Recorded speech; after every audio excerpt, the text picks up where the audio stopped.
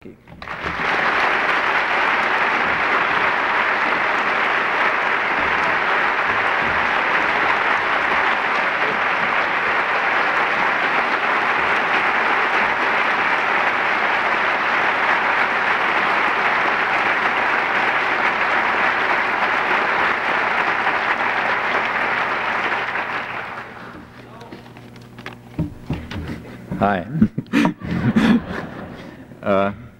Well, let me begin with two recent events, both of them widely publicized. The first has to do with the famous Salman Rushdie case. A couple of days ago, you may have noticed, the Prime Minister of Iran suggested a very simple way to resolve the crisis concerning Rushdie. He suggested that what should happen is that all the copies of his book, Satanic Verses, should simply be burned. And I guess the implication is that if that happened, then they could cancel the death sentence. That's one case, lots of coverage. Second case had to do with an interesting thing that happened here. There was what some people are calling a mega merger of two media giants, Time Incorporated and Warner Communications Incorporated, each of them huge conglomerates, and coming together, they formed apparently the world's biggest media empire. Now that also had a lot of publicity, even outside the business pages, and there was concern over the effects of the merger by increasing media concentration so effectively, the effects on freedom of expression. Well, these two events they seem rather remote from one another, and in a sense they are, but we can draw them together by recalling an event which was not considered important enough to be reported, but which I happen to know about because I was personally involved. The title for this talk is, you may have noticed, Manufacturing Consent, Political Economy, the Mass Media. That's actually the title of a recent book that I was co-author of with my co-author, Edward Herman. And the two of us have been working together for many years. Our first book was published in 1974, a book on American foreign policy and the media, in fact, and it was published by a publisher, a textbook publisher, flourishing textbook publisher, which happened to be a subsidiary of Warner Communications Incorporated. Well, unless you're a very rare person, you never saw that book, and the reason was that when the advertising for the book appeared after 20,000 copies were published, one of the executives of Warner Communications saw the advertising and didn't like the feel of it and asked to see the book and liked it even less, in fact was appalled, and then followed an interaction which I won't bother describing, but the end result of it was that the parent company, Warner Communications, simply decided to put the publisher out of business and to end the whole story that way. Now, they didn't burn the books, they pulped them, which is more civilized. Also, books don't burn very well, actually, I'm told. They're kind of like bricks. But pulping works. And it wasn't just our book that was eliminated, it was all the books published by that publisher. Well, there are a couple of differences between this and the case of the Prime Minister of Iran. One difference is that this was actually done, not just suggested. The second difference is it wasn't just one book, it was all books which happened to be tainted by being published by the publisher who had done this bad thing. A third difference is the reaction. The reaction in the case of the Warner Communications putting the publisher out of business to prevent them from publishing our book, the reaction to that was zero, not because it wasn't known, it just was not considered of any significance, whereas the Rushdie affair, of course, has had a huge furor, as it should, and the Prime Minister's proposal was greeted with ridicule and contempt as a demonstration of what you can expect from these barbarous people. So there are some differences. Well, let's go back to the question about the mega merger. Will this new media empire restrict freedom of expression by excessive media concentration? Possibly, but marginal difference is slight, given what already exists, as is perhaps illustrated by this case. This is incidentally not the only case, far from the only case, which illustrates how hypocritical and cynical the reaction to the Rushdie affair is. The reaction is legitimate, but we can ask the question whether it's principled or not. And if we look, I think we find that it's not. Well, actually, this whole story that I've just told is kind of misleading. It's accurate in identifying the locus of decision-making power, not only in publishing and in the media, but in political life and in social life generally. In that respect, it's accurate. But it's very misleading with regard to how that power is typically exercised. This is a very unusual case. I wouldn't want to suggest that this is what happens typically. It's usually much more subtle than this, but no less effective. And now I'm going to come back to some of the more subtle ways and the reasons for them. And in fact, if there's time, or maybe back in discussion, I'll talk about the aftermath of this particular incident, which is also kind of illuminating in this respect, though more complex. Well, with that much as background, let me turn to the main topic, manufacturing consent, a topic, and thought control and indoctrination and so on.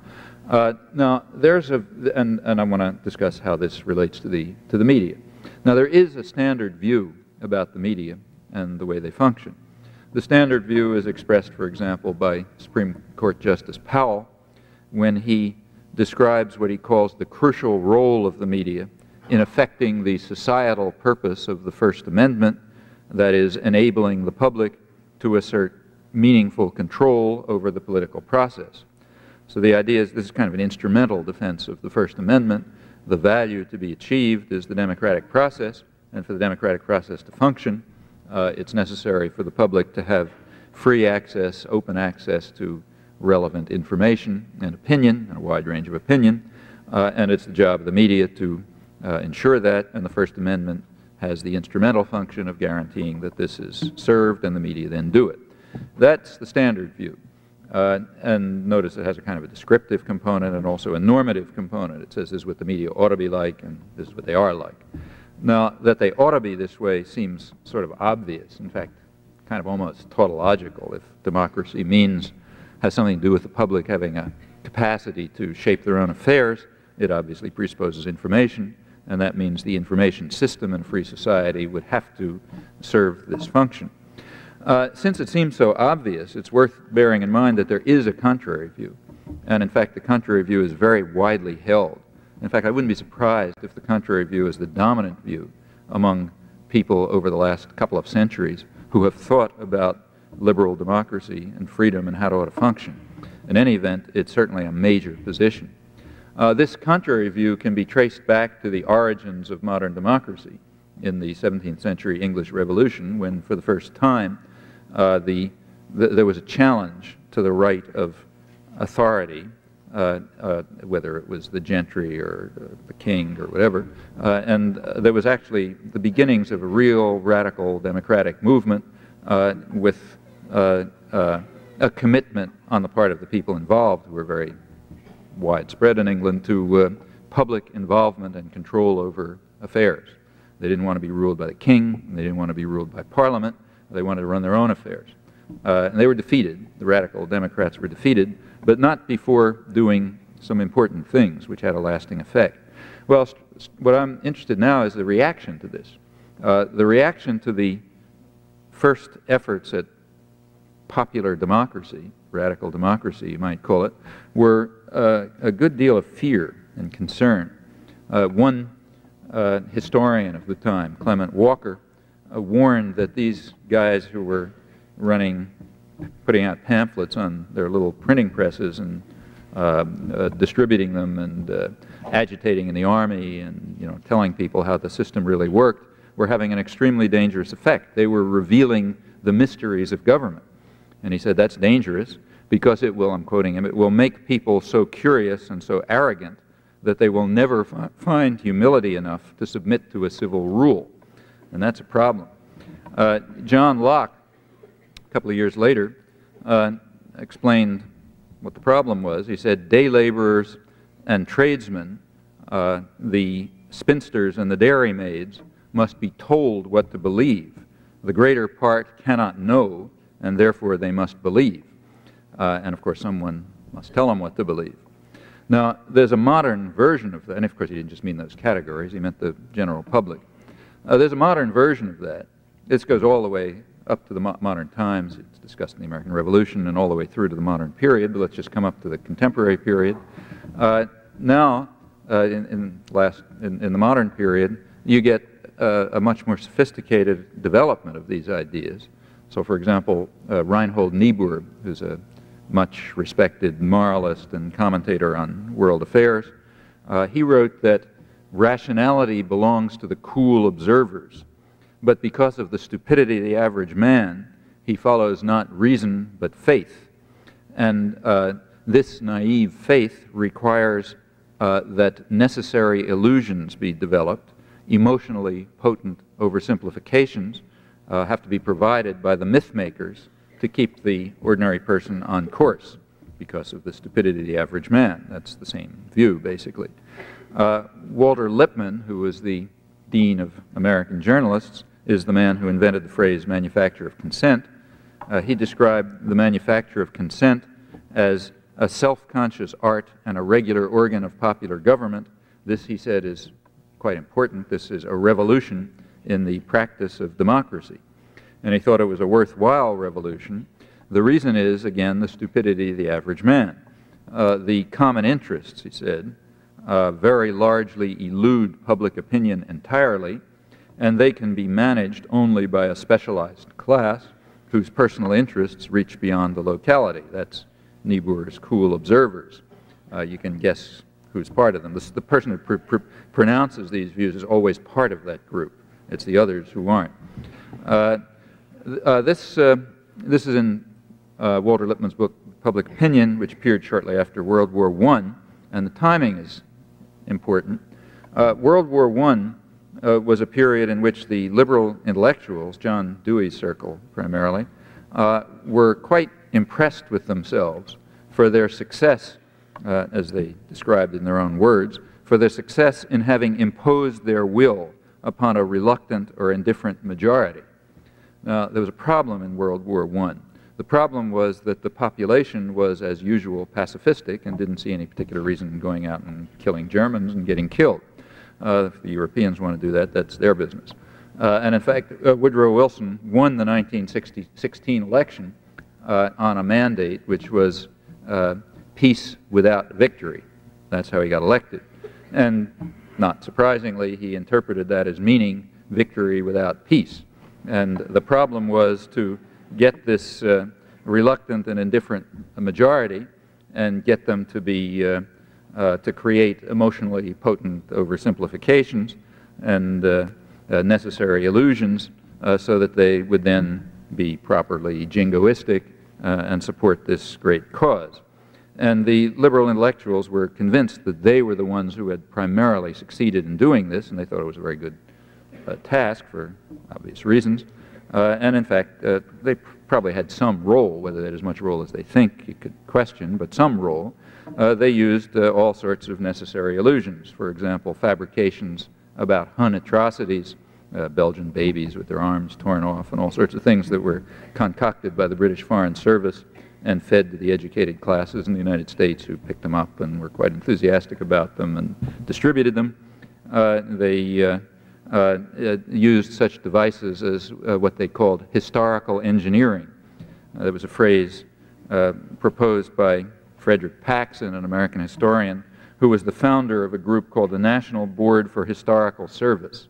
That was a group of historians who got together to serve the state by explaining the issues of the war that we might better win it. That's historical engineering.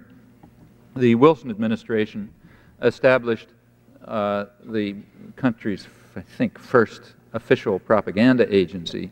It's called the Creel Commission, which was dedicated to convincing this reluctant or indifferent majority that they'd better be properly enthusiastic about the war that they were opposed to. That had some institutional consequences. In fact, there were a number of institutional consequences to this whole period. One was the institution of the National Political Police, the FBI, which has been dedicated to thought control and repression of freedom ever since. That's its primary activity. And another development, institutional development, was the enormous growth of the public relations industry. A lot of people learned lessons from the capacity to control the public mind, as they put it, slogan of the public relations industry. One of the people who came out of the Creel Commission was a man named Edward Bernays, who became the patron saint of the public relations industry. That's a big, substantial industry, which is actually an American creation, though it's since spread throughout other parts of the world. It's dedicated to controlling the public mind, again, quoting its publications, to educate the American people about the economic facts of life, to ensure a favorable climate for business, and, of course, a proper understanding of the common interests. Bernays developed the concept of engineering of consent, which he said is the essence of democracy. And of course, didn't bother saying that there are only some groups who are in a position to carry out the engineering of consent, those who have the power and the resources. He himself showed how this was done often by, for example, demonizing the government of Guatemala, the capitalist democratic government that we were planning to overthrow with a successful CIA coup. He was then working for the United Fruit Company, which was opposed to the government because it was planning to take over unused lands of the United Fruit Company and hand them over to landless peasants, paying the rates that the United Fruit Company had given as their value for tax purposes, which of course they regarded as very unfair because they had naturally been lying and cheating about the value. So that was his achievement, and that, in fact, the public relations industry in general has been dedicated to this project ever since. The Creel Commission, incidentally, is a predecessor of a contemporary phenomenon that the Reagan administration constructed. It's their Office of Latin American Public Diplomacy. That's by far the largest propaganda agency in American history, maybe one of the largest of any Western government. It was also dedicated to controlling the public mind. It was dedicated primarily to controlling the debate and discussion over Central America, to demonizing the Sandinistas, as one of its officials put it, and mobilizing support for the U.S. terror states in the region. It did it by framing the debate, by intimidating critics, by producing fabrications which were then happily repeated by the media. So, for example, one famous one, just to illustrate some of its achievements, when Ronald Reagan in 1986 read a spectacular and effective speech which convinced Congress to vote $100 million of aid for the Contras, right after the World Court had condemned the United States for the unlawful use of force and called upon it to end this aggression.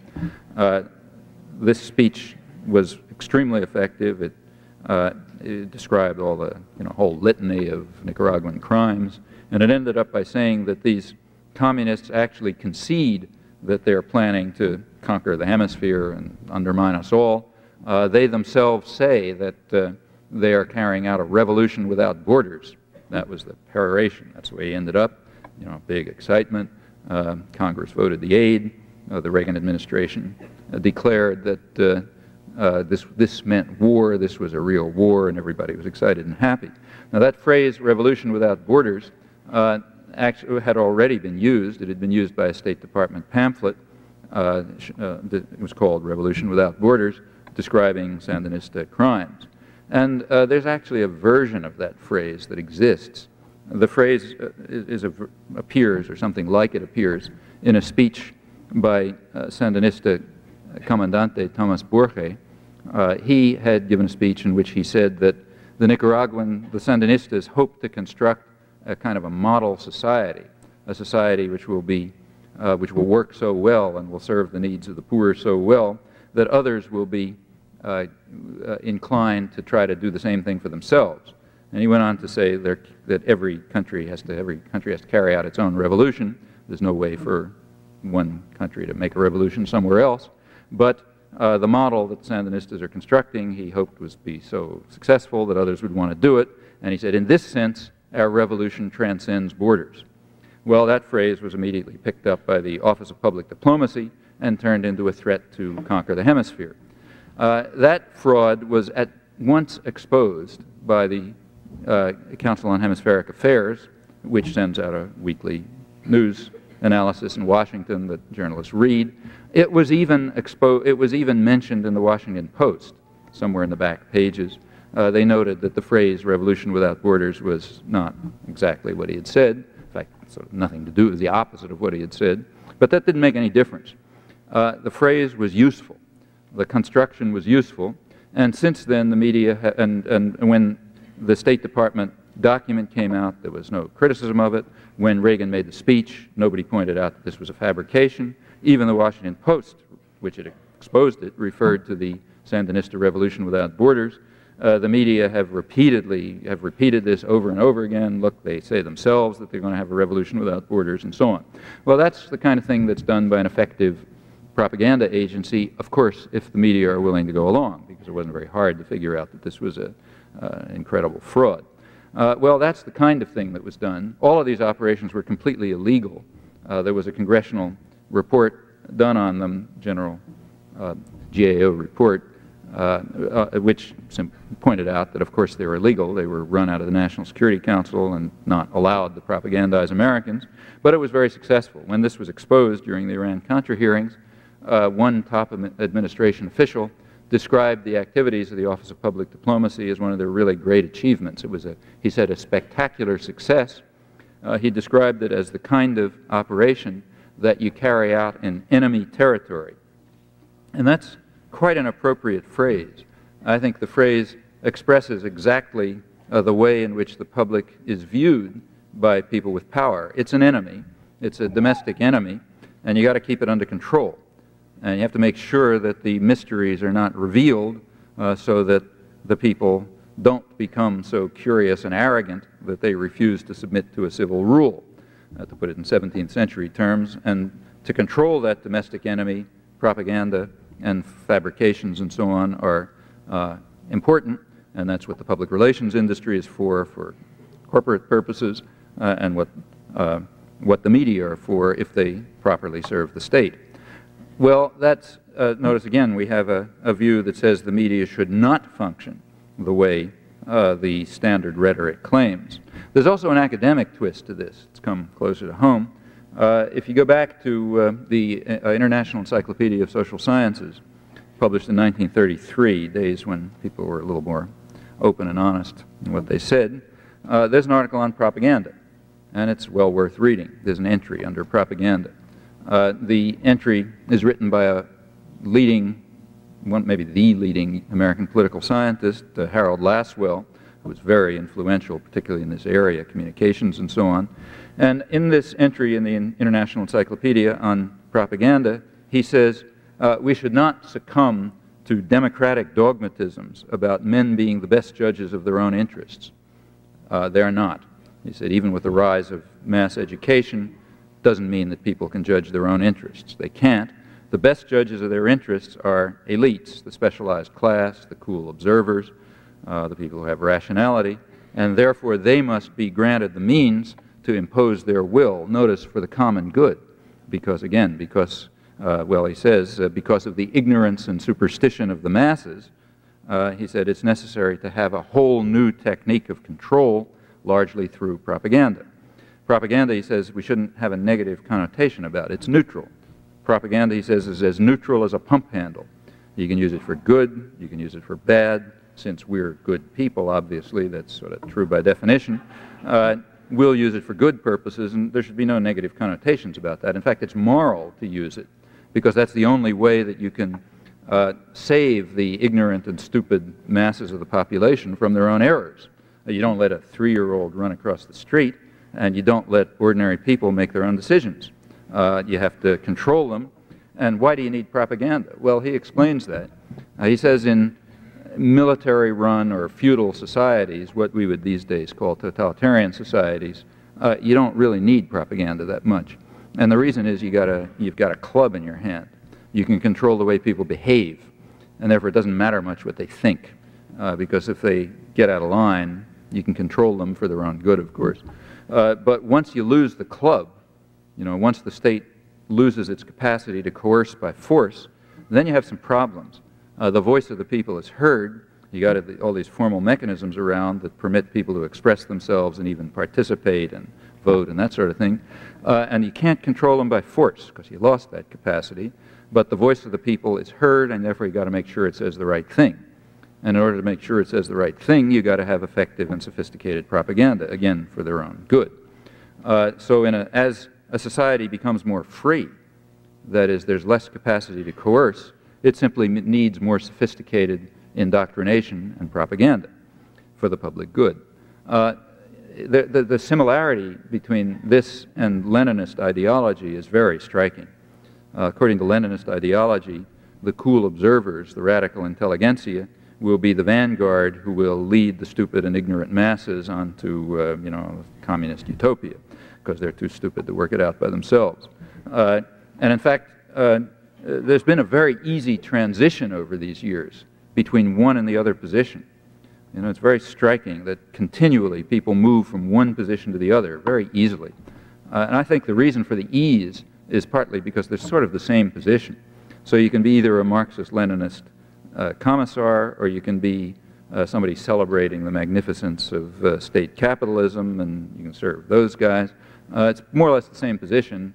You pick one or the other depending on your estimate of where power is, and that can change. And in fact, the mainstream of the intelligentsia, I think, over the last, say, through this century, have tended to be in one or the other camp. Either there's strong appeal of Marxism-Leninism to the intelligentsia for obvious reasons. I don't have to bother saying. And there's the same appeal of these doctrines to the intelligentsia because it puts them in the position of having a justified role as ideological managers in the service of real power, corporate and state power, for the public good, of course. So you naturally are tempted to one or the other position. Well, going on to the post-Second World War period, the same ideas continue to be expressed. For example, in 1948, when it was again necessary to drive the reluctant and indifferent majority to a new war fever. Remember, 1948, the war was over, everybody was pacifistic, they wanted to go home and buy refrigerators and so on, and they didn't want any more wars, they wanted to demobilize, we were done with that stuff. But they had to be whipped up into a war fever because there was a new war coming along, the Cold War, which was a real war, as the internal documents explained, and it was necessary to bludgeon them into belief in the demands of the Cold War, as Dean Acheson put it. A well-known presidential historian Thomas Bailey explained in 1948 that because the masses are notoriously short-sighted and generally cannot see danger until it is at their throats, our statesmen are forced to deceive them into an awareness of their own long-run interests. Deception of the people may in fact become increasingly necessary unless we are willing to give our leaders in Washington a freer hand. In other words, if we continue this nonsense of trying to control them through elections and that sort of thing, it's going to be necessary to have deception of the people because the masses are too stupid and ignorant to understand the danger that's at their throat. And that's the role of the media, to carry out the appropriate deception. Coming up to the present, or near present, in 1981, when we were launching a new crusade for freedom in Central America, Samuel Huntington, who was a professor of government at Harvard and a longtime government advisor, explained in a discussion in the Harvard Journal International Security that you may have to sell intervention or other military action in such a way as to create the misimpression that it is the Soviet Union you're fighting. That's what the United States has done ever since the Truman Doctrine. And that's what, of course, we're now doing. We're fighting Nicaragua, but we've got to create the misimpression that it's the Soviet Union that you're fighting. That's the job of the Office of Latin American Public Diplomacy and of the cool observers and of respectable intellectuals and of the media and so on. Actually, that remark of his is quite accurate and gives a certain insight into the Cold War and also the modern period. Well, these concerns about controlling the public mind, rather typically they arise in the wake of periods of war and turmoil. There's a reason for that. wars and depressions and such things, they have a way of arousing people from apathy and making them think and sometimes even organize. And that raises all of these dangers. So, for example, Woodrow Wilson's Red Scare, a very harsh and effective repression, immediately followed World War I. And that's when you get this revolution in the art of democracy about the need for manufacture of consent, and you get the FBI to really do the job properly by force if necessary, as they did. What we call McCarthyism, which is a poor label because it was actually initiated by the liberal Democrats in the late 1940s and picked up and exploited by McCarthy.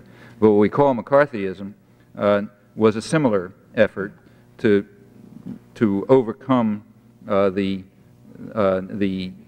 energizing effect of the war and the Depression in mobilizing the population and causing them to challenge, to reveal the mysteries of government and do all these bad things. And after the Vietnam War, the same thing happened. The Vietnam War was one factor, a major factor, in fact, in causing the ferment of the 1960s, and that caused a lot of concern, deep concern, which still exists, incidentally, because they haven't been able to overcome it. The 60s created what liberal elites called a crisis of democracy. That's the title of a quite important book on all of these topics. The first, and in fact only book-length publication of the Trilateral Commission, published in 1975, called The Crisis of Democracy. It's about the problem of governability of democracies. And there was a problem of the governability of democracies because people were getting out of hand. The domestic enemy was getting out of control, and something had to be done about it. The Trilateral Commission puts together liberal corporate and state elites from the three major centers of state capitalism: Western Europe, the United States, and Japan. That's why the Trilateral. And it is the liberal elites. This is the group around Jimmy Carter. It's where he came from, in fact, and virtually all of his cabinet and top advisors. It's that segment of opinion. The American rapporteur, the guy who gave the report for the United States, was again Samuel Huntington, and he pointed out that Truman had been able to govern the country with the cooperation of a relatively small number of Wall Street lawyers and bankers. Then there was no crisis of democracy. That's the way things were supposed to be. And so this kind of vulgar Marxist rhetoric is not untypical of internal documents in the government or in the business press and so on. And this was intended to be an internal document. They didn't really expect people to read it. But it's worth reading. I'm sure the library has it. They should. But now this crisis of democracy had erupted. What had happened was during the 1960s, all sorts of segments of the population that are normally apathetic and passive and obedient and don't get in the way suddenly began to become organized and vocal and raise questions and press their demands in the political arena. And that caused an overload. It caused a crisis of democracy. You couldn't just govern the country with a few Wall Street lawyers and bankers any longer. You had all these other pressures coming from the general population. And that's a problem. And we got to overcome the problem. And the way to overcome the problem, they said, all three, the whole group, is to introduce more moderation in democracy to mitigate the excess of democracy.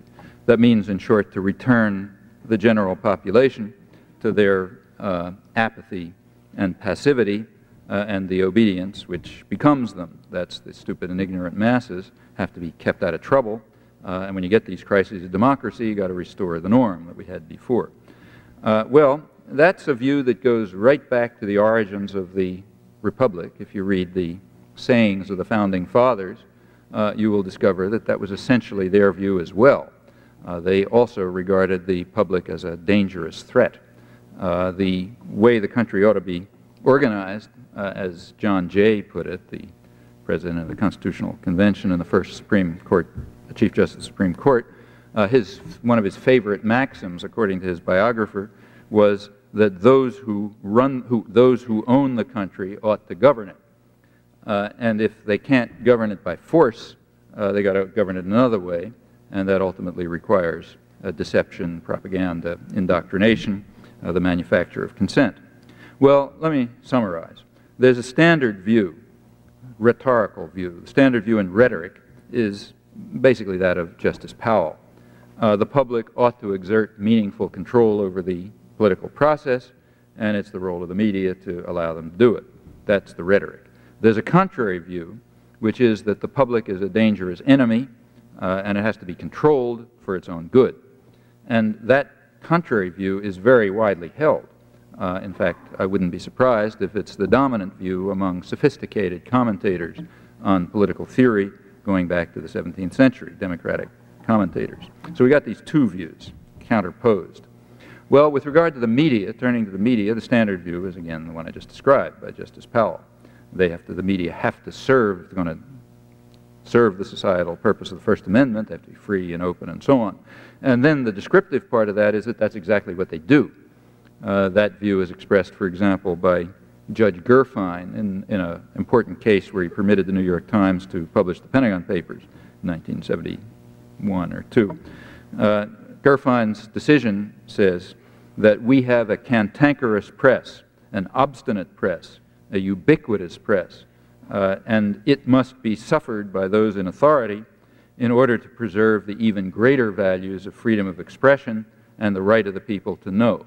So granted, the press is a nuisance, but it's important to allow it to maintain its adversarial and cantankerous ways because it's even, it serves an even higher purpose. Well, at that point, we begin to have a debate. The debate is between the people who say that the media are cantankerous and adversarial and so on, and they've gone too far. We got to do something to control them and constrain them. In fact, the Trilateral Commission liberals also suggested that. They said the media have gone much too far in their adversarial ways, and we have to, if they can't regulate themselves, probably the government will have to step in and regulate them. That's on the liberal side. On the reactionary side, of course, it's much harder. Harsher ideas come along. So you have that. The one side says that we've got to curb the press; they're too cantankerous, and then you've got the spokesman for free speech, Judge Gerfine, and so on. They say, no, we agree they're pretty bad, but you've got to allow them to do this because of the higher purposes. Well, that's the debate. And if you look over, there is a good deal of discussion of the media, and that's the way it's framed. Assumption: the media are adversarial, cantankerous, independent, and maybe even so much that they're threatening democracy. And then comes the question, should we let them get away with it, or should we curb them? And the advocates of free speech say, sorry, you got to let them get away with it. And the others say, no, there's other values that are more important, like the governability of the country and so on, so we got to stop them. Well, outside the spectrum of debate, there's another view. The other view says that the factual assumption is wrong. The factual assumption is taken for granted, not even argued, is just wrong. According to this alternative view, the media do fulfill a societal purpose, but it's quite a different one. The societal purpose is exactly what is advocated by the elite view that I've described. The society inculcate and defend the economic and social and political agenda of particular sectors, privileged groups that dominate the domestic society, those that own the society and therefore ought to govern it. And they do this in all kinds of ways. They do it by selection of topics, by distribution of concerns, by the way they frame issues, by the way they filter information, by the way they tell lies, like about Revolutions Without Borders, by emphasis and tone, all sorts of ways, the most crucial of which is just the bounding of debate. What they do is say, here's the spectrum of permissible debate, and within that you can have a great controversy, but you can't go outside it. The right wing continually claims that the press has a liberal bias. And there's some truth to that, but they don't understand what it means. The liberal bias is extremely important in a system of in a sophisticated system of propaganda. In fact, there ought to be a liberal bias. The liberal bias says, "Thus far and no further. I'm as far as you can go, and look how liberal I am." And of course, it turns out that I accept, without question, all the presuppositions of the propaganda system. Notice that that's a beautiful type of system. You don't ever express the propaganda. That's vulgar and too easy to penetrate. You just presuppose it. Unless you accept the presuppositions, you're not part of the discussion. And the presuppositions are instilled not by beating you over the head with them, but just by making them the foundation of discussion. You don't accept them, you're not in the discussion. So in the case of, say, the Vietnam War, which was, a major topic of debate, if you look over the media, there was a big debate over the Vietnam War. There were the hawks who said that if we continue to fight harder and we're more violent and so on and so forth, then we can achieve the noble end of defending South Vietnam and the free people of South Vietnam from communism. And then there were the doves who said it's probably not going to work, and it's probably not going to be too bloody, and it's going to cost us too much, and therefore we're not going to be able to achieve the noble end of defending the people of South Vietnam from communism. Now again, there's another view, and that is that we were attacking South Vietnam. That other view has the merit of being true, obviously true, but it was inexpressible. That's outside the spectrum of debate. You can enter the debate only if you accept the assumption. And if you check the media over the entire period, as far as I can see, Herman and I in this book review the media from about 1950 to the present on Indochina, and I don't think you can find an exception to this. I mean, even statistical error. That's the spectrum, you got to accept it. And the same is true, and there's a liberal bias in the sense that towards the end of the war, like by about 1969 or 1970, after Wall Street had turned against the war, then you got a preponderance of doves saying probably aren't going to succeed in defending freedom and democracy in South Vietnam, the country that we're attacking. This conception of the media, which notice challenges the factual assumptions of the entire debate, that says that the media function in the way that Herman and I called the propaganda model in this same book. They function in accord with the propaganda model. Now, propaganda sounds like a bad word, but remember that in more honest days, like in the International Encyclopedia of Social Science, propaganda was considered a perfectly good word, and in fact something that we ought to have more of it. Because it's needed for the reasons that Lasswell explained. Well, notice that the propaganda model has lots of predictions. It predicts the way the media are going to behave, and you can test those predictions, but it also has a prediction that's kind of reflexive about the propaganda model itself. It predicts that the propaganda model can't be taken seriously. And there's a reason for that if you think it through. The propaganda model states that the debate has got to be within assumptions that are serviceable to powerful interests. And the propaganda model challenges those assumptions, so therefore it's got to be out of the debate. Okay? That prediction is incidentally very well confirmed. It is outside the debate. So that's one bit of positive evidence for the propaganda model. Notice incidentally that this model has a kind of a disconcerting feature to it, if you think about it. Obviously the claims of the propaganda model are either valid or invalid. If they're invalid, we can dismiss them. If they're valid, we have to dismiss them. Right? So one way or another, you can be sure that this model isn't going to be discussed. And that's, in fact, true. Well, now the basic questions from this point on are factual. Is the factual assumption that bounds the debate correct, or is it wrong? That's a factual assumption, and you can study it. And the real topic, the topic that ought to be investigated is that. Now, there isn't time to do that now, so I'll just make a couple of comments about it and give a few illustrations. 3 comments first. First, notice that the propaganda model has a number of features. One feature that it has is that it's advocated by elites. That is, it conforms with the normative opinion, the proposal that the public is dangerous. You got to ensure that they don't get out of control. They have to be controlled by deception and propaganda, since you don't have the means to do it by force. And the propaganda model simply says, well, yeah, they work the way elites say they ought to work. So one point about the propaganda model is that, in fact, it has elite advocacy. A second point about the propaganda model is that it's got a kind of prior plausibility. In fact, it's almost natural on completely uncontroversial assumptions. If you look at the structure of the society, you'd almost predict the propaganda model without even looking at the facts. Why is that true? Well, simply ask yourself what the major media are. Now, the way the media work, there are some media which kind of set the agenda, the most important ones, like the New York Times and the Washington Post, the big national media. They set the agenda.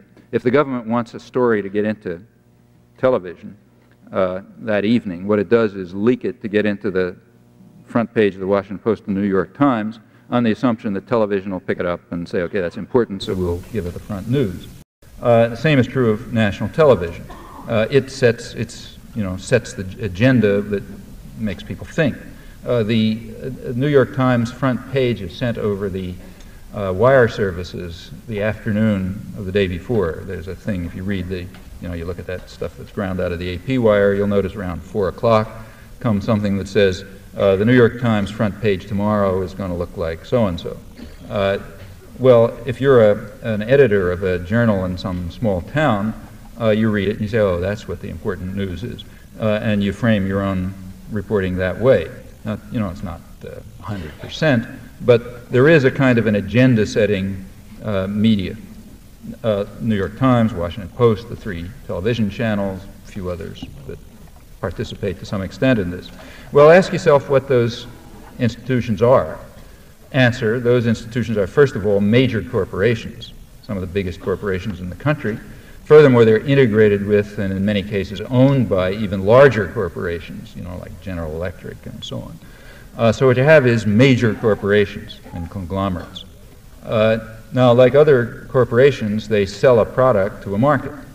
The market, in this case, is advertisers. That's what keeps them alive. The product is audiences. They sell audiences to advertisers. In fact, for the major media, they try to sell privileged audiences to advertisers. That raises advertising rates, and those are the people they're trying to reach anyway. So what you have is businesses, corporations, which are selling relatively privileged audiences to other businesses. Well, just ask yourself the natural question, what do you expect to come out of this interaction? Major corporations selling privileged audiences to other corporations. Well, what you expect to come out of it, on no further assumptions, is an interpretation of the world that reflects the interests and the needs of the sellers, the buyers, and the product. That wouldn't be very surprising. In fact, it'd be kind of surprising if it weren't true. So on relative, and that of course means the propaganda model. So what you expect on relatively uncontroversial sort of free market assumptions, with nothing else said, is that you'll get the media will function in accord with the propaganda model. Now, if you look more closely, there are many other factors which interact to lead to the same expectation. The ideological managers, the editors and the columnists and the anchor men and all that stuff, they're very privileged people. They're wealthy, privileged people whose associations and interests and concerns are closely related to those of the groups that dominate the economy and that dominate the state. And in fact, there's just a constant flow and interaction among all those groups. They're basically the same group. They're ultimately the people who own the country are the ones who serve their interests. And again, it wouldn't be terribly surprising to discover that these people share the perceptions and concerns and feelings and interests and attitudes of their associates and the people they're connected with and the people whose positions they aspire to take when they move on to the next job and so on and so forth. Again, that wouldn't be very surprising. And on, I won't proceed. There are many other factors which tend in the same direction. Well, that's my second point. Second point is that the propaganda model has a kind of prior plausibility. A third point, which is not too well known, is that the propaganda model is assumed to be true by most of the public. That is, in polls, contrary to what you hear, when people are asked in polls, what do you think about the media and so on, the general reaction is they're too conformist. They're too subservient to power. They're too obedient. That's the either plurality or sometimes even majority view. And they're not critical enough of government, for example. That's the standard view. Well, we have 3 observations now. The propaganda model has elite advocacy, that is, elites believe that's the way it ought to be, the media ought to be. It has prior plausibility. It's very plausible on uncontroversial free market assumptions, and it's accepted as valid by a large part, probably the majority of the population. Well, those 3 facts don't prove that it's valid, of course, but they do suggest that it might be part of the discussion. It's not. It's off the agenda, exactly as the propaganda model itself predicts. That's interesting. That's an interesting collection of facts. Well, what about the factual matter of how the media behave? On this, there are by now literally thousands of pages of documentation, detailed documentation, case studies, and so on, which have put the model to a test in the harshest ways that anybody can dream up. I'll talk about some of the ways of doing it later, or in discussion if you want. But I think it's been subjected to quite a fair test, in fact, a very harsh test. There's no challenge to it, as far as I know. If there is, I've missed it. The few cases where there's any discussion of it, the level of argument is so embarrassingly bad that it just tends to reinforce the plausibility of the model. In fact, I think it's fair to say that this is one of the best confirmed theses in the social sciences. But in accord with its predictions, it's off the agenda. You can't even discuss it. Well, what I ought to do now is what has to be done in a course, actually, not in a talk, and that is to turn to cases. Ask how you could test it, what the results are, and so on. And there's plenty of material in print and more coming out in which you can check and see whether you're convinced that, in fact, it's plausible or accurate. My feeling is it is. I'll just give a couple of illustrative cases. And let me stress that I do this with some reluctance because the illustrative cases are misleading. They suggest that maybe it's a sporadic phenomenon. In fact, when somebody gives you a couple of cases, you rightly ask whether they're an adequate sample. Maybe they were just selected to work. So you ought to be suspicious about isolated cases. That's why the model has, in fact, been tested for many approaches. But that misleading necessity aside, because I can't do more than that, let me give you a couple of cases to illustrate the kind of thing I think you will find if you pursue the question of fact. Let's take something that you'd certainly expect the media to be concerned with, namely freedom of press. They got a professional interest in that. And in fact, there's a good deal of discussion of freedom of press in the media. Just keeping just to the last decade, the problems of the press in repressive societies has been very widely discussed. Many examples. The case that has been by far the most discussed, in fact, I suspect it has been discussed more than all questions of freedom of the press throughout the entire world during this period, is the one newspaper in Latin America that 99% of the literate population would be able to name if they were asked to name a newspaper in Latin America, namely La Prensa in Nicaragua. There has been an overwhelming amount of reporting on the tribulations of La Prensa in Nicaragua. One media analyst, Francisco Goldman, who studied freedom of the press in these countries, pointed out that in 4 years he found about 260 references to this in the New York Times. That's an incredible amount of coverage. I'm sure, I don't think anybody's done the study, but try it if anybody wants. I'm sure you'll find that this is more coverage than has been given to all other problems of the freedom of press combined all over the world, probably by a considerable factor. Anyhow, that's the one, that's the famous case. And this coverage has been very irate and angry because of the tribulations of La Prensa.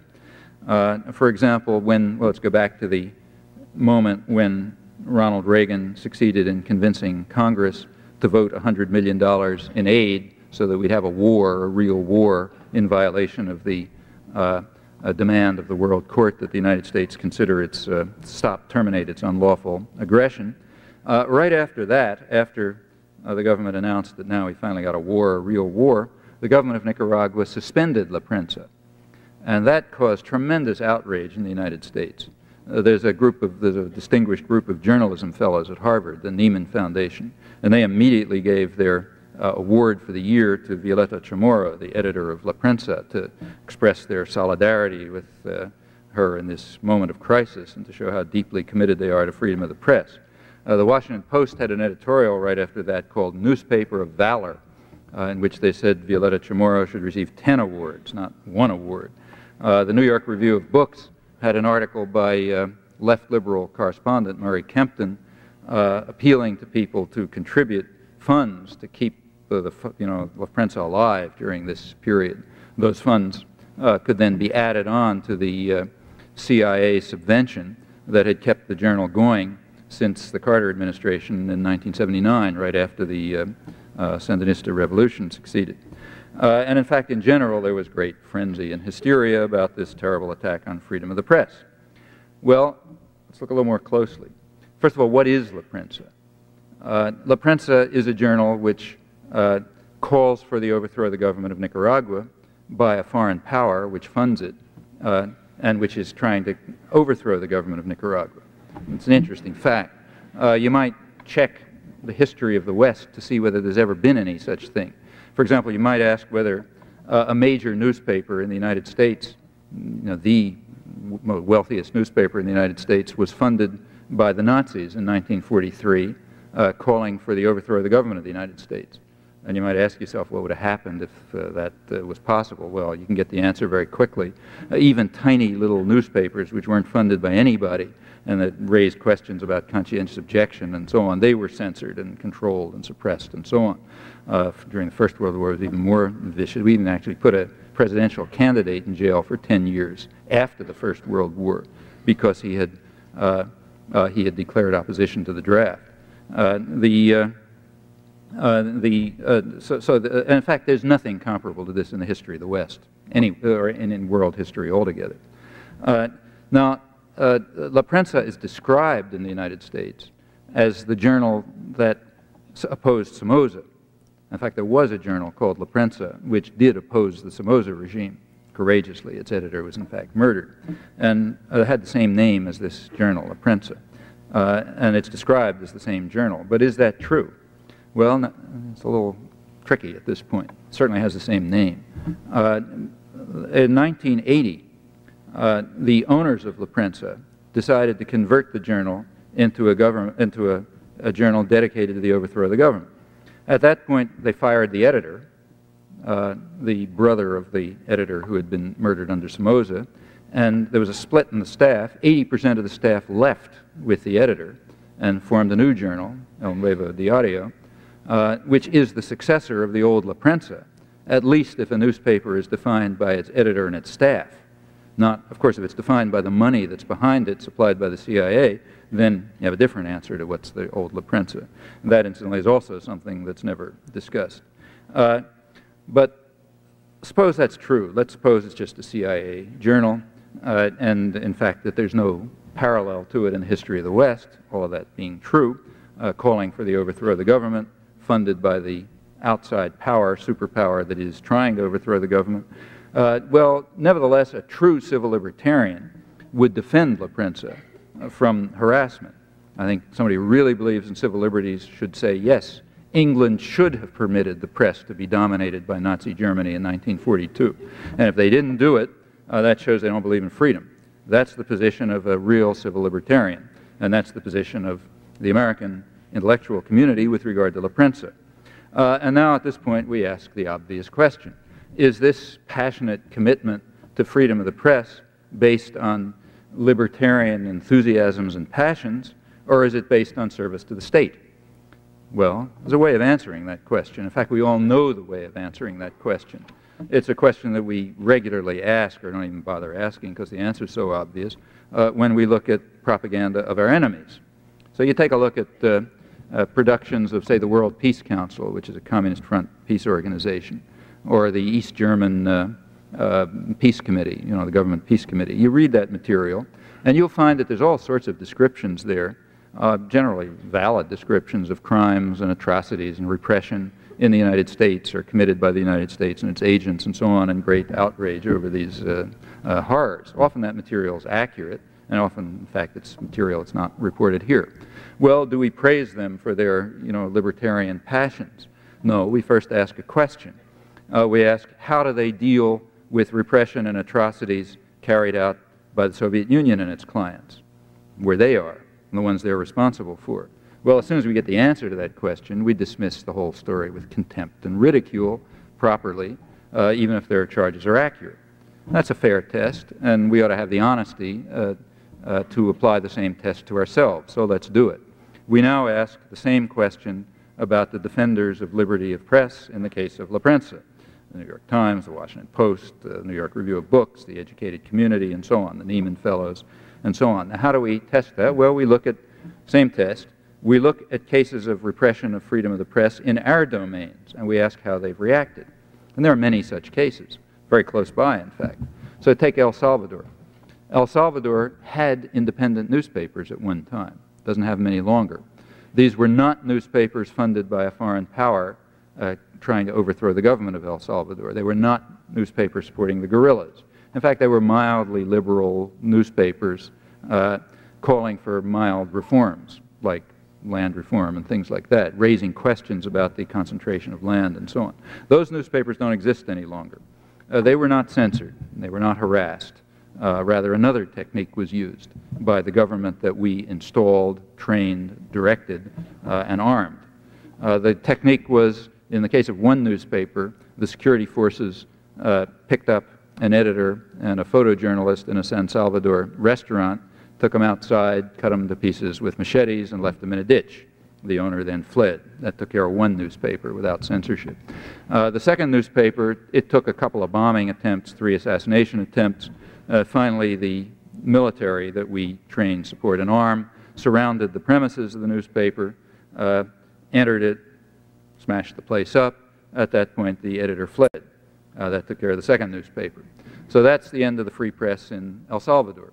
Well, now we ask the question, how did the American press respond to this? Well, that was actually investigated by FAIR, Fairness and Accuracy in Reporting, the media monitoring organization. They checked I guess it was 8 years of the New York Times to see what had been said about this. Well, it turns out there was not one word in the news columns of the New York Times about this. I checked the editorials. There was not one phrase in the editorials about this. In fact, the only reference to these two things in the New York Times was that the editor of one of the journals who fled was allowed an op-ed in which he described what had happened. Now that's important because it means all the civil libertarians knew about it, the ones who read the New York Times, like the Neiman Fellows and the editors of the New York Review and the editors of the New York Times. They all knew about it. It just wasn't important enough to report or to comment on. Well, that tells you where the commitment to freedom of the press is. Turn to the neighboring country of Guatemala. There, too, there was no censorship. They took care of freedom of the press by simply murdering about 50 journalists in the early 80s, including people, journalists murdered right when they were on radio and television announcing. Somehow that took care of freedom of the press without any censorship. Virtually no discussion, a few words here and there. Well, now this was the government that we supported, remember, supported enthusiastically. That government is supposed to now be a democracy. They had an election that we all proudly hail and so on. And after the democracy was established, one of the editors who had fled returned, this is last year, just a year ago, to try to open a small newspaper. Again, wasn't funded by a foreign power, wasn't calling for the overthrow of the government, nothing like that, just a small, very small, limited capital, sort of left liberal newspaper.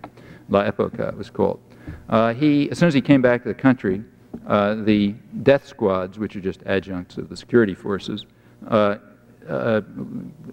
threatened him with death if he didn't leave the country. But he continued. He started up the newspaper. It ran a couple of issues. Then 15 armed men, surely from the security services, broke into the offices, firebombed them, destroyed the premises, kidnapped the night watchman. The editor called a press conference the next day in which he announced that this shows that there can't be any freedom of the press in the so-called democracy of Guatemala. Some members of the European press came. I don't think any American reporter came. He then received another death threat warning him to flee the country or be killed. He did flee the country. He was taken to the airport by a Western ambassador so that he wouldn't be killed along the way, and he went back into exile in Mexico. Well, how much coverage did that one get? In the New York Times and the Washington Post, which are the two that I checked, the amount of coverage was zero, not a word about it. And it's not that they didn't know it. They did know it. And you can prove that they knew it, because if you look in the small print, you'll find oblique references to it. So, for example, in the culture section of the New York Times, a couple of weeks later, there's a report of somebody who went down to some meeting in Mexico, and he met this guy, and he sort of refers to the facts. So they knew about it. It just wasn't important enough to report. Or let's take the other major client of the United States, in fact, the major client of the United States, the State of Israel. That's the major subsidized country of the United States. So you want to find out what American elites think about freedom of the press. Let's take a look at the way they react to freedom of the press in Israel. Now here, history was kind enough to set up some controlled experiments for us. Literally. Let's go back to the week when La Prensa was suspended. Remember, right after the United States had declared war against Nicaragua, as the administration said, in violation of the World Court ruling, and they suspended this newspaper funded by the United States and calling for the overthrow of the government. Well, that just right then, Israel closed 2 newspapers in Jerusalem. 2 newspapers in Jerusalem were closed permanently. It's not the first time that had happened. The case went to the Supreme Court, the Israeli Supreme Court, and the Supreme Court ruled that it was legitimate to close the 2 newspapers because the security services had claimed that, without providing any evidence, because they don't have to, that these newspapers were funded by hostile elements, which presumably means the PLO. And the court declared, the High Court declared, that no government would ever permit a business to function, however legitimate it may be, that's funded and supported by a hostile power. Freedom of press, they said, exists in Israel, but it's limited and is not permitted to undermine the security of the state. That's the High Court. Well, how much coverage was there of those 2 things while everybody was hysterical about La Prensa? Answer, 0. Or to be precise, there was a reference. In a letter to the Boston Globe in which I was commenting on the total hypocrisy of Harvard University and the Nieman Fellows, I mentioned it. But that, as far as I know, is the total references in the United States.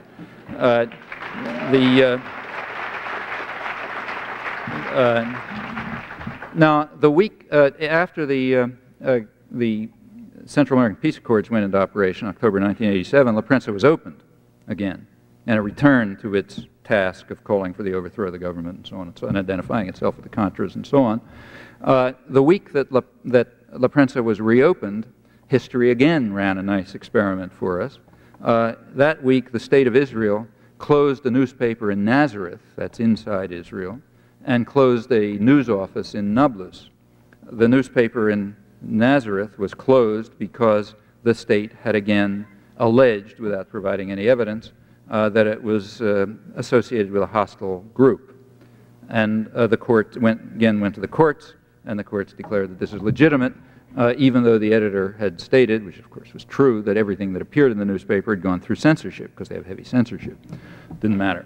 The office in Nablus was closed on the same pretext, some connection with a hostile group. As far as I know, it never went to the courts. So how much coverage was there of those 2 things? Well, the usual answer, 0. I could go on, but these facts show very clearly, they answer very clearly the first question. The concern over freedom of the press in Nicaragua is a total fraud. It does not have anything to do with concern for freedom of the press. It simply has to do with concern for serving the state. In fact, the number of people in the United States who believe in freedom of the press, and who, I don't mean ordinary, of the people who write about such topics or speak about them, the number who believe in freedom of the press, I think they could easily fit in somebody's living room, or maybe in a telephone booth, in fact. And they would include virtually nobody who's gotten hysterical on this topic or even mentioned it. Well, that's the kind of thing you'll discover if you look closely. I'll just give you one final example. When I talk about this topic, I like to use this morning's New York Times, and you can always find a perfectly good example there on the front page. But today, unfortunately, I didn't have... I got up at 5 o'clock in the morning in Eau Claire in a snowstorm and had to drive here, and I didn't have time to find the Times. So I'll have to use yesterday's. I apologize. Last one I've looked at. The lead story in the New York Times yesterday, major story on the right-hand side of the front page, is a story entitled, U.S. Envoy Urges Hondurans to Let the Contras Stay. And then comes as the Bush administration is trying to convince Honduras to let the Contras stay there. And it goes on, and you get down to the middle of the second page, the continuation page, and you find the following sentence. On its face, the administration proposal to keep the Contras in place would seem to be inconsistent with the spirit of the regional peace agreement, which calls for their relocation, but administration officials say there's no inconsistency. Okay. That is a forthright critique of the government. Well, let's look at the facts that lie behind that. It's not that the proposal seems to be inconsistent with the spirit of the regional peace agreement. It's that it's flatly inconsistent with the wording of the regional peace agreement. And it doesn't matter which regional peace agreement you're referring to. If you're referring to the Central American Peace Accords of August 1987, they identify one indispensable element, they call it, for bringing peace to the region, and that's the termination of any aid, logistical, technical, propagandistic, any aid whatsoever to irregular forces, meaning the Contras attacking from another country. There was a more recent agreement just a couple of weeks ago in which the Central American presidents committed themselves, all 5 of them, to remove the Contras to work out plans for removing the Contras within 90 days. So this is not, does not seem to be inconsistent with the spirit of the agreements. It's flatly inconsistent with their precise wording. And it goes on, the point goes on. There's going to be a vote in Congress about humanitarian aid to the Contras who were convincing Nicaragua to leave Honduras to leave in Nicaragua. And the press is going to refer to this as humanitarian aid, as they've been doing all along. Well, the term humanitarian aid has a meaning. In fact, the meaning was made very precise by the World Court, the highest authority on such issues, in the very same judgment in which it condemned the United States for its aggression in Nicaragua. They defined humanitarian aid as aid which says to qualify as humanitarian aid must meet the hallowed purposes of the Red Cross, that is, must serve civilians in need and suffering, and furthermore, to qualify as humanitarian aid must be given to civilians on both sides of a conflict without discrimination. Otherwise, it just doesn't qualify as humanitarian aid. So by the ruling of the World Court, and in fact that's the standard definition, what the media call humanitarian aid isn't humanitarian aid at all. It's just military aid. It's aid to keep a military force present so that they can continue to pose a threat to Nicaragua. I should add, incidentally, that it's very likely that the United States is sending military aid to Contras inside Nicaragua illegally from the Ilopango Air Base in San Salvador, exactly as we'd been doing all along. That's what's called the Hassenfuss route, because it was exposed when the American mercenary Eugene Hassenfuss was shot down. Now, that had been going on for years, and the media knew about it for years, and they weren't reporting it. The scandal came when they were forced to report what they had always known, and then some of the more honest of them admitted, yeah, we knew it all along, we weren't reporting it. In fact, they were being informed all along by Nicaraguan intelligence that these flights were coming. They were told how many there were, where they were, you know, they got radar sightings. It just wasn't the kind of story you report if you're a good commissar. So none of it was reported until the plane was shot down with the American mercenary, and then, you know, can't stop reporting it. Well, the same Nicaraguan sources that were ignored before and were accurate, as everyone concedes, are once again reporting that Nicaraguan radar is starting to pick up Contra flights from Ilopango Air Force Base into Nicaragua. And there's no particular reason to doubt that those reports are accurate now. But I don't think there's a single reference to these reports in the media. At least I haven't been able to find one. And it's not because they don't know it. They came across the AP wire, which means everybody knows it. And it's not that it's an obscure fact. After all, that's what the whole Iran-Contra hearings were about. It's just that a disciplined press doesn't report things like that. Now, this is a free country, so you can find out about it. All the readers of Barricada Internacional, the Sandinista newspaper that's put out and, you know, that's distributed from San Francisco, so that's about 1,500 people and so on, they could find out. So fortunately, you know, nice not to be in a totalitarian country, but the readers of the news, or people who happen to have access to the AP wires and read them all day, you know, they could find out. But people who are looking at the tube or reading their newspaper are not going to find out, though it's pretty important. Well, continuing with humanitarian aid, there's going to be a vote on it in a couple of weeks, and probably they'll vote it.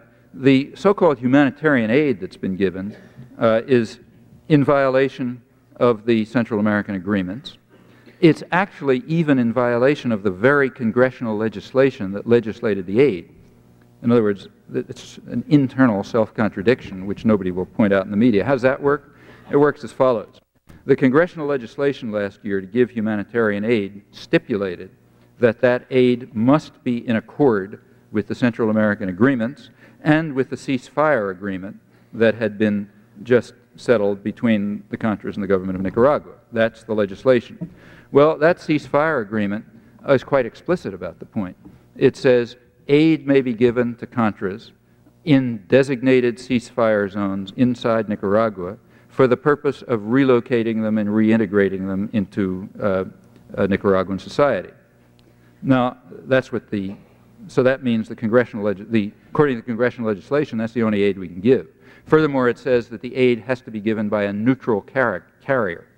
Well, Congress immediately voted to violate its own legislation that it had just passed by designating U.S. aid as the carrier. Now, by no stretch of the imagination is that neutral. In fact, I don't have to bother talking about that. That's a State Department affiliate, which has often functioned as a front for the CIA. Furthermore, the aid was to go to Contras in Honduras, not ceasefire zones inside Nicaragua, and to maintain them, not to assist in their relocation and reintegration in Nicaraguan society. So Congress at once voted to violate its own legislation. Furthermore, the same ceasefire agreements designated a responsible authority to determine how the agreements should be met. The authority was the Secretary General of the Organization of American States, Secretary General Suarez of the Organization of the American States. As soon as this happened, he wrote a letter to George Shultz condemning the United States for carrying out this violation of the ceasefire agreement, which in fact even violated the congressional legislation. None of this has ever been reported as far as I know. Try to find it somewhere. So even the fact that the responsible authority at once said the aid is illegal, even the fact that the congressional aid is violating even its own stipulations, let alone the ceasefire agreement and the regional peace accord, none of this is reported, and I'll make a prediction. When the issue comes up in a couple of weeks about renewing it, you're not going to find any of this reported again. Well, that's the kind of thing you find when you look. And you find it all over the place. In fact, I think you find it near universally. I mean, it'd be hard to find an exception to it. It's to be expected. That's the way you'd expect the media to function on pretty plausible assumptions. Let me return finally to the prediction of the propaganda model that I mentioned. However well confirmed it may be, it's not going to be part of the discussion. It's going to be outside the spectrum of discussion. Its very validity guarantees that for the reasons that I mentioned, and that conclusion again is quite well confirmed. And